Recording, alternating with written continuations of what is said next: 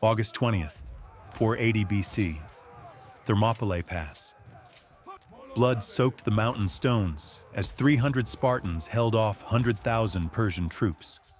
But what the royal scribes buried was the whispered betrayal in Xerxes' war council that nearly fractured the empire before a single spear was thrown. King Leonidas knew he was marching to death. He was 60. His last words to Queen Gorgo weren't about glory. They were instructions for a secret alliance, formed through a forbidden affair with a Delphic priestess who had once bedded a Persian governor. Before we continue, hit subscribe and tell me in the comments where you're listening from. I read everyone. The heat was oppressive, thick with ash and sweat. At dawn, Leonidas positioned his 300 across the narrow pass, flanked by 700 Thespians and 400 Thebans, whose loyalty bled from daggers hidden more than spears raised. The Spartan phalanx was a wall of bronze and grim resolve. Short Xyphos blades gleamed in the pale sun, while their crimson cloaks soaked up the fear they refused to show. Just beyond, the Persian vanguard advanced, 10,000 strong, among them the elite immortals, clad in silk and secrecy. Xerxes watched from his gilded chariot, unaware that one of his satraps, Artapanus, had already betrayed him, slipping forged orders to a rival commander after discovering his wife in bed with a Persian admiral who sought Spartan gold. That single affair shifted troop positions and opened a weakness Leonidas would soon exploit with blood and fire. The first Persian charge slammed against the Spartan line like a tidal wave of flesh and steel, but it broke on bronze. Spears thrust low and high, punching into Persian throats, bellies, faces. The narrow terrain betrayed Xerxes' numbers. Only a few could fight at once, and each man faced a Spartan who had trained since the age of 7 to kill without hesitation. Behind Leonidas, Captain Dienekes, scarred and silent, whispered the code for a lethal formation shift. It had come not from Sparta, but from a ciphered scroll sent by the Delphic priestess, information paid for in kisses and treason. As the Persian front recoiled, 20 horsemen lay dead, sabers cracked against shields, their eyes still wide from the sheer audacity of resistance. In the chaos, Leonidas pressed forward, slaying 2 immortals with a single arc of his Xyphos. He was not just killing men, he was broadcasting defiance. Every fallen body a declaration. Every scream a prophecy Xerxes had refused to believe. That honor could turn flesh into stone, and betrayal could rot an empire from the inside. By midday, the pass reeked of iron and burnt flesh. Persian corpses clogged the approach like broken dolls tossed into a river of blood, while Leonidas's line stood tighter, fiercer, soaked in death yet unmoved. Xerxes ordered the immortals to rotate and strike again, but this time their steps faltered. Word had spread. Someone in the Persian camp had intentionally misrouted supplies to the southern battalion, starving entire units for 2 days. The guilty? General Hydarnes' own nephew, aged 27, desperate to cover up an affair with one of Xerxes' concubines who had vanished that morning with a bag of royal coin and trade maps marked for Sparta. The betrayal bred distrust, and distrust shattered rhythm. When the immortals charged once more, they met not just resistance, but a brutal ambush tactic, the Spartan death funnel. Shields slammed outward in a V formation, isolating attackers in tight kill lanes. The Spartans carved through them, elbows deep in gore, as if avenging personal sins with every strike. Behind them, Theban warriors hesitated again. One captain excused himself mid-battle to vomit, not from fear but from the poison he'd unknowingly ingested, slipped into his wine the night before by a Persian agent who mistook him for a Spartan officer meeting the Delphic priestess. In war, even the wrong death served a purpose. As night fell on the second day, the air thickened with smoke and secrets. Under cover of darkness, Xerxes convened an emergency war council in his ornately tented command post, lit dimly by oil lamps and the flicker of a perfumed brazier.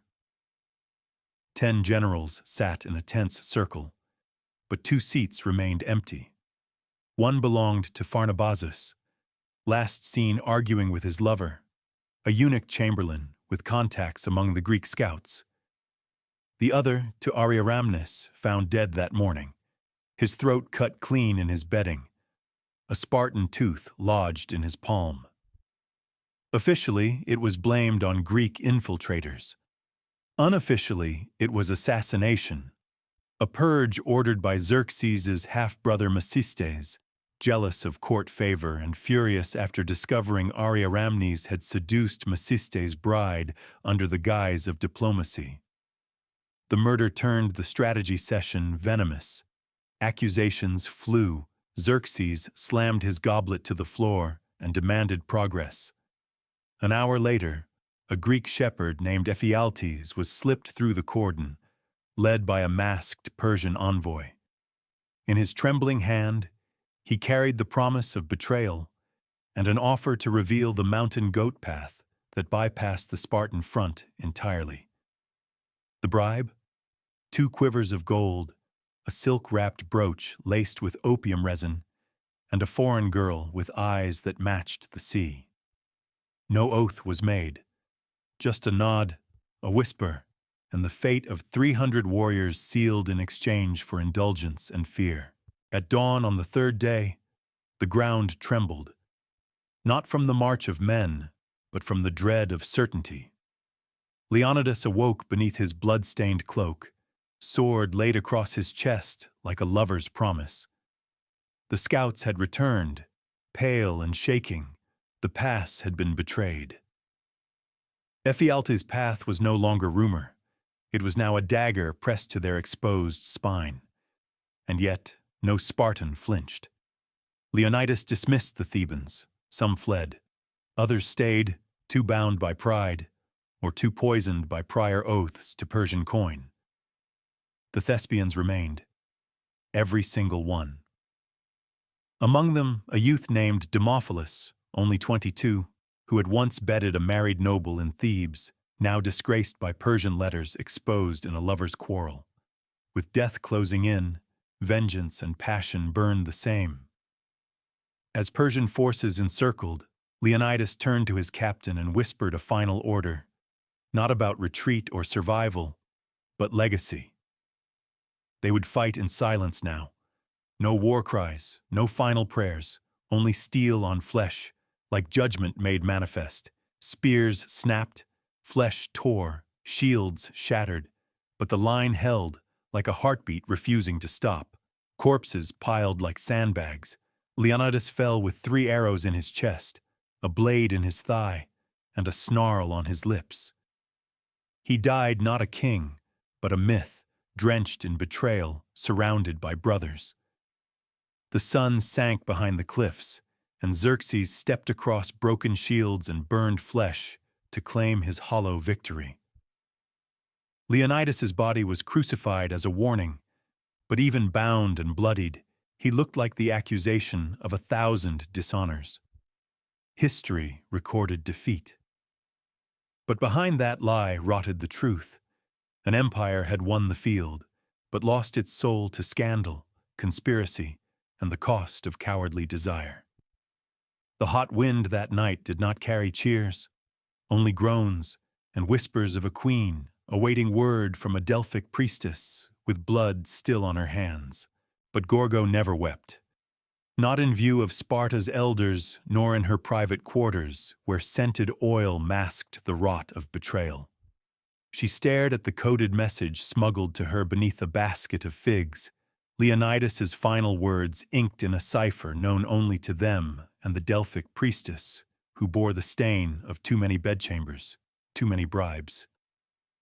The message named names: Theban collaborators, Persian agents, Even a Spartan ephor bribed with Thracian girls and Etruscan wine to delay reinforcements. Gorgo read it in silence, then ordered the list burned, but not before copying it sweetly, maliciously, onto lace-bound parchment destined for Corinth, where her cousin ruled and her former lover commanded a naval fleet. Revenge was not shouted from walls in Sparta. It was poured slowly, like wine on a sacrificial altar. Red, patient, irrevocable. Within weeks, 2 Theban merchants drowned mysteriously in Athens.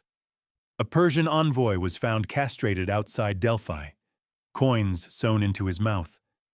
And in a brothel just north of Sixion, a priestess was seen weeping, muttering names in dreams, her hands stained with ink and secrets. Leonidas had fallen, but his queen was still breathing, still watching, and still capable of war. The empire thought it had crushed 300 bodies. It had merely awakened the fury of Sparta's ghosts, and the women who remembered every name written in blood. Months passed, but the killings did not. In Sardis, a senior Persian commander was served honeyed wine during a diplomatic banquet. He collapsed before his second sip, eyes bulging, tongue blackened from aconite smuggled in by a Corinthian courtesan who once serviced both Leonidas and his enemies. Her revenge had a scent, rosewater and rust.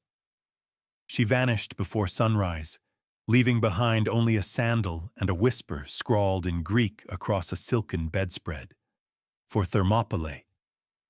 Meanwhile, whispers in the Persian court turned into purges. Macists accused 3 generals of treachery. One leapt from his tower in Susa, or so the official scrolls claimed. Another disappeared en route to Babylon, his body later found skinned and scorched, a Spartan coin embedded beneath his tongue. The third? He confessed to nothing, but his wife was slit open in bed, pregnant with a child whose father was rumored to be a Greek prisoner of war who'd charmed her during captivity. The agony of defeat lingered far beyond the mountains. It stained marriage beds. It poisoned treaties. And in Sparta, Queen Gorgo stood on the palace Acropolis, hair bound like a warrior's braid, watching the sun set exactly as it had on the day Leonidas fell, eyes fixed not on mourning, but on target. The Persian Empire bled more from secrets than from swords, and some ghosts never left the battlefield. They just changed weapons. 2 winters later, a child was born within the tiled sanctum of the Delphic temple, a boy with eyes silver as Aegean foam, swaddled not in cloth, but in a torn Spartan cloak. No father was listed, only a token left beside him, a Xiphos blade blackened at the hilt, etched with both Greek and Persian curses. Rumors swirled through the oracle's attendants. Some claimed the boy was Leonidas's bastard, conceived before the march beneath stolen moonlight. Others whispered he was the son of a Persian admiral and the priestess who'd betrayed them all. But the truth mattered less than the symbol he became. By the time he turned 10, 2 Spartan ephors had vanished, their bodies found stitched together by boar gut and pinned to a cedar tree in Mycenae, a message in blood, invisible to fools, but unmistakable to those who survived Thermopylae. Sparta's ghosts had not faded. They had reinvented themselves in shadows, in children bred for vengeance, in lovers who remembered which kisses carried poison. The empire endured, but its nights were restless, its silks stained, and the temple winds still whispered of 300 men who died for honor, and one woman who turned grief into a war no army could silence. By the boy's 15th year, he was known only as Klytos, though his true name was scorched in silence by both Spartan and Persian tongues. He trained in the highlands, under a disgraced hoplite named Theron, once captain of Leonidas's rear flank, now an exile for refusing to abandon the Thespians' charge. Klytos learned to kill in silence, to love without promise, and to dream only of revenge. His sparring partner was a mute Persian girl wrapped in sapphire veils, the bastard daughter of Mesistes' slain wife, smuggled from Susa in a grain cart after her mother's butchery. Together they plotted without speaking, two limbs of the same ghost. They moved south at dusk, leaving death in their wake. A Spartan ship exploded in Naxos harbor, its commander the same man who had delayed Gorgo's cry for aid. A Persian tax collector in Ephesus choked on a scroll laced with hellebore, signed with a single drop of lamb's blood. And when they reached the edge of Attica, Klytos carved a message into an ancient olive tree, 12 strokes, spelling the word remember in Corinthian dialect. There would be no statues for the ghosts of Thermopylae, no scrolls for lovers drowned in scandal. But blood had memory, and vengeance had heirs. The priestess died unnamed, buried beneath Delphi's stones. The queen passed with a lover's smile. But the boy? He lived, and every corpse he left behind whispered one final truth the empire had failed to erase. Some legends are born not from victory, but from wounds that fester in silence and swords sharpened by grief. Years later, deep within the cedar groves of Mount Taygetus, a blood-soaked altar lay hidden beneath ruins no map ever recorded. Klytos, now 23, stood over the prone body of a Persian magistrate, face slashed, heart exposed, the final name on a list compiled not by generals, but by widows and oracles. The whispers had circled back to Sparta, breath carried on winds that reeked of vengeance and myrrh. A conclave of rogue warriors gathered by torchlight, sons of Thespians, dishonored Spartans, even deserters from Xerxes' own shattered legions, all bound by one vow, to destroy the names erased from honorable scars, to kill not for nation, but for memory. It was not an army, it was a reckoning. No banners, no fanfare. Just blades, secrets, and tears turned toxic. The priestess's bones were never found. Gorgo's tomb bore no epitaph, and Xerxes would die not long after, strangled by his own son in a palace scuffle that courtiers called divine retribution. But Klytos walked on, cloaked in myth, sharpened by betrayal, honorless in title but legendary in wrath. The chronicles recorded Thermopylae as defeat. But in the shadows between scrolls and silence, a different truth gasped for breath. A truth soaked in blood, touched by scandal, and upheld by those whose hearts were forged not by glory, but by grief sharpened into steel. And so it ended not with banners raised, but with shadows carved into the bones of history. Sparta never reclaimed Thermopylae, yet in every whispered vengeance, every coin sewn into the cold lips of a lover-turned-traitor, their dead marched on. Xerxes' empire would go blind with suspicion, seeing phantoms in every ambassador, betrayal in every bed. Scars became scripture, and though no bard dared sing of Klytos or the girl with sapphire veils, their legend passed through temple corridors and firelit war stories, a warning dressed as a myth. Thermopylae was not just a battlefield, it was a curse, a shrine soaked in blood, lust, and lies. Some wars are fought once, others are bled into generations, until the soil itself refuses to forget. The empire may have claimed victory that day, but it was Sparta that made eternity choke on the taste of loss. And high on Taygetus, beneath the whispering trees, the air still carries their names. Not heroes, not martyrs, but ghosts sharpened into vengeance, and vengeance folded into legend.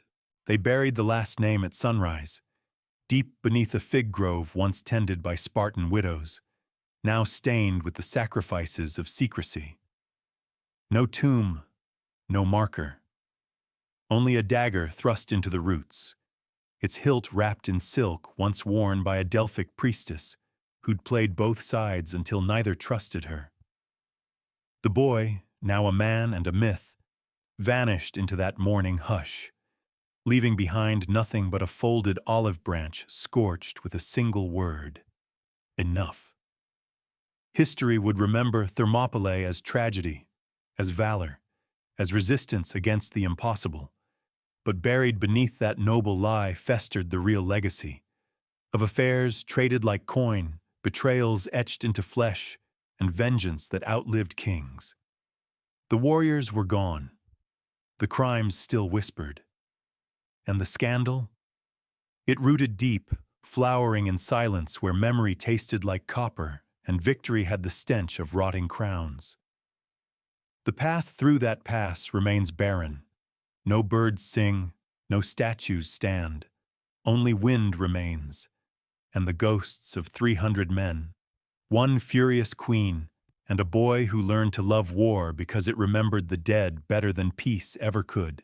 Centuries would pass, cities would fall, empires crumble, and maps redraw their borders. But the echo of Thermopylae never fully vanished. Not in marble carvings nor temple rites, but in the places too sacred for scribes to enter. Hidden shrines behind brothels, secret altars beneath withered fig trees, and tattoos inked across the backs of lovers who carried the weight of names no history dared record. They whispered it through generations, tales of the king who died unbent, the queen who made vengeance a feminine art form, the priestess who chose treachery over silence, and the boy who murdered memory into legend. What Sparta lost in one pass, it reclaimed in rumor, in blade, in every footstep that clinked along stone paths lined with blood memory.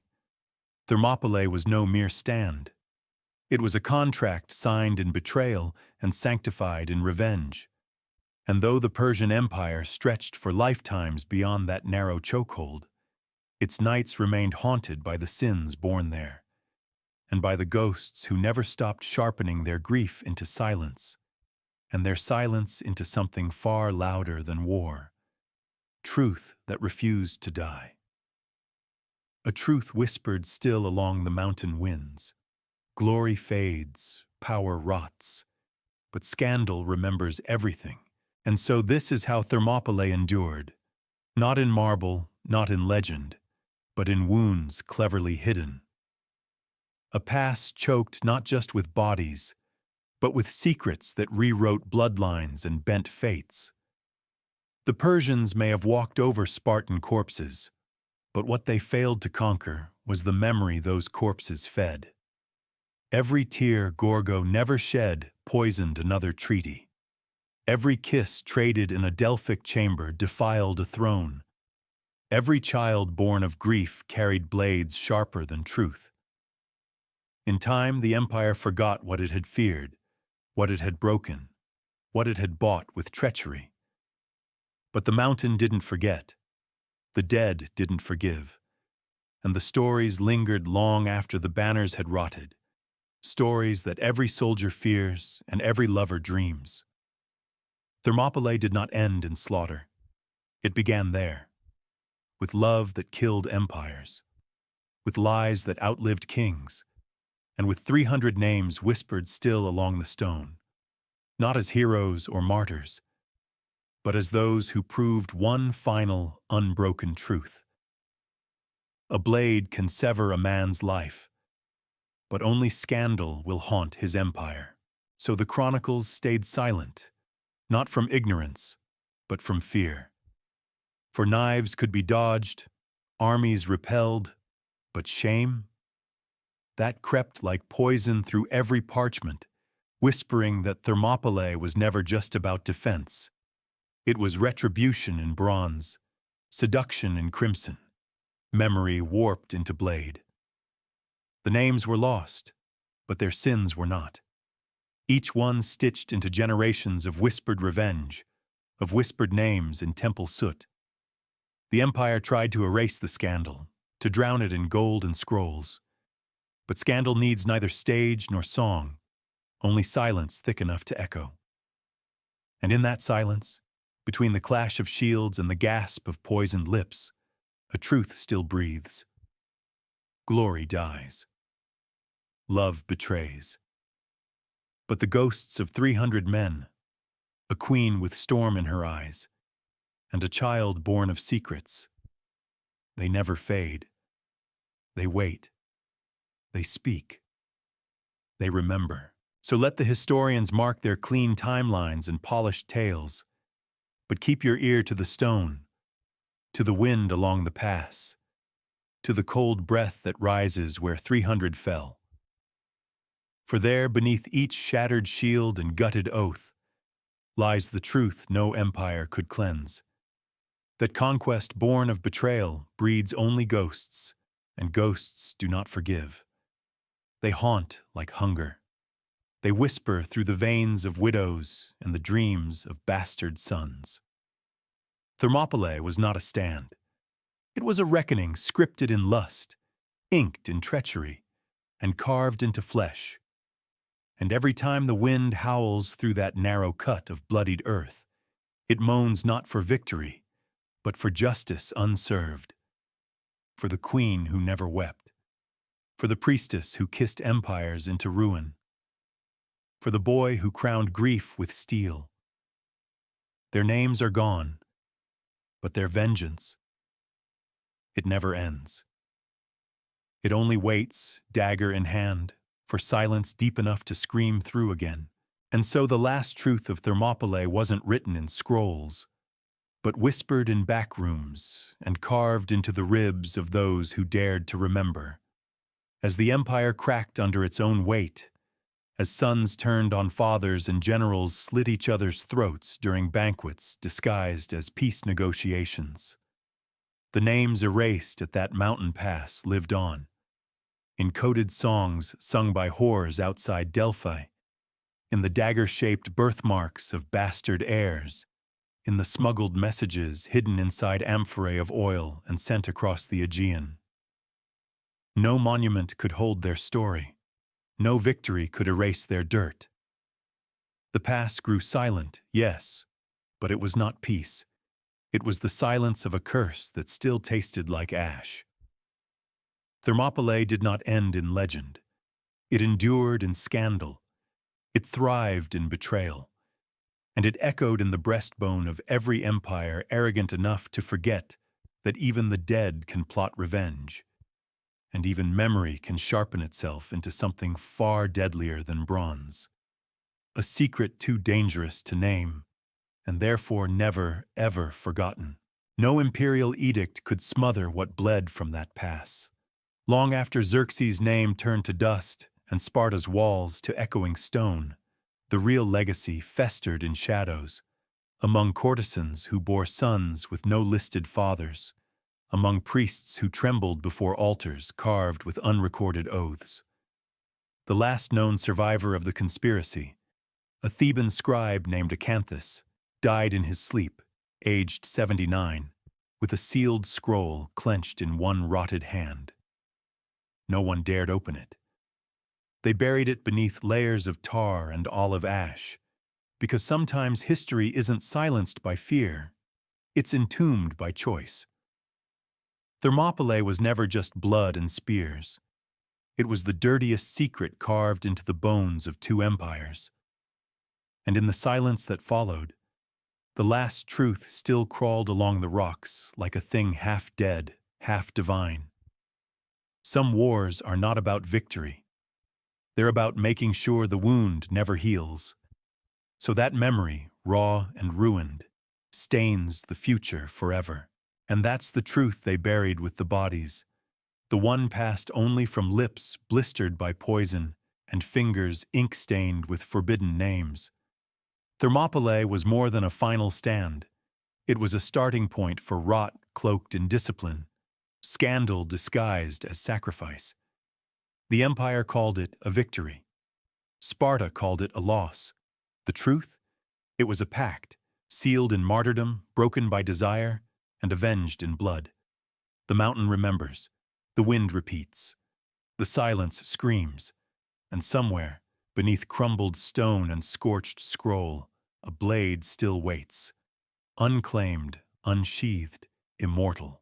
Nothing remains of their bones, but the story festers like a ruptured wound beneath the skin of history.